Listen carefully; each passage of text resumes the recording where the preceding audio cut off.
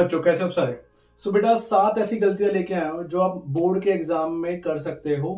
तो ध्यान से सुनना, क्योंकि ये 7 गलतियां मुझे पता है आप में से मैक्सिमम बच्चे करते जरूर हो, और ये आगे रिपीट ना हो तो इसको अभी से स्टॉप लगा दो ताकि आप आगे इस चीज को रिपीट ना करो। तो शुरू करते हैं। तो मिस्टेक नंबर 1, डायरेक्ट आंसर। आप डायरेक्ट आंसर करने की कोशिश करते हो। आपको लगता है कोई आपका ये एमसीक्यू पेपर है, पूरा सब्जेक्टिव पेपर नहीं है, आपका ऑब्जेक्टिव पेपर है। आपको ऐसे से हुआ, ऐसे से हुआ, ऐसे से हुआ, ये ले खत्म, क्वेश्चन आंसर आ गया। भाई ये चीज आपको एमसीक्यू में अपनानी है। बट अगर सब्जेक्टिव आप लिखने पे आओगे और डायरेक्ट आप आंसर लिख दोगे तो टीचर को कैसे पता लगेगा कि आपने एग्जैक्टली सही लिखा है? आपके दिमाग में घुस के देखेगा वो कि हाँ भाई, हाँ बच्चा तो इंटेलिजेंट था मेरा, बट लेकिन बेचारे ने लिखा ही सही नहीं है। ऐसा तो कुछ नहीं है ना, आपका रिश्तेदार तो है नहीं वो। समझ आ रही है बात? तो पहली गलती जो आपने अवॉइड करनी है, जिससे आपके मार्क्स कटेंगे सबसे ज्यादा, वो है आप डायरेक्ट सॉल्व करने नहीं बैठोगे, सीधा आंसर पे जंप नहीं करोगे। आप लिखो जो है आपको प्रॉपर स्टेप्स के मार्क्स होते ही होगी। एक नंबर 2, नॉट मेकिंग फिगर। आप फिगर बनाते ही नहीं हो, आपको डायग्राम बनाते ही नहीं हो। आपको लगता है बस बिना डायग्राम के मैं सॉल्व कर लूंगा। मान लो सरफेस एरिया आया, अब बिना उसको फिगर बनाए आप सॉल्व करना शुरू कर दोगे। मान लो एप्लीकेशन ऑफ ट्रिग्नोमेट्री आया, अब बिना डायग्राम बनाए सॉल्व करोगे, आपको लगेगा मार्क्स मिल जाएंगे, वहां पे टीचर आपके मार्क्स काट लेते हैं।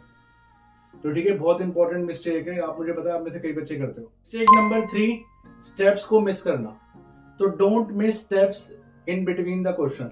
मान लो कोई क्वेश्चन सॉल्व कर रहे हो, आपने डायरेक्टली फॉर्मूला लगा लिया दिमाग में और सीधा नेक्स्ट स्टेप पे पहुंच गए, तो ये मिस्टेक नंबर 3 बहुत ही कॉमन है।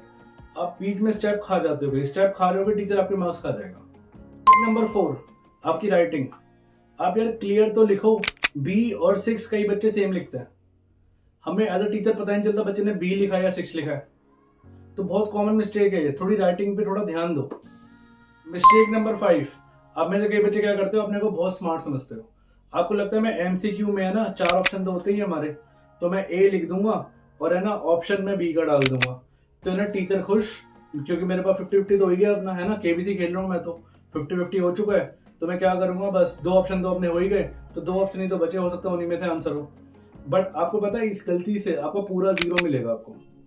मान लो आपने ए लिख दिया, ए, और ऑप्शन आपने बी का कॉपी कर दिया, आपको 0 नंबर मिलेगा। क्यों?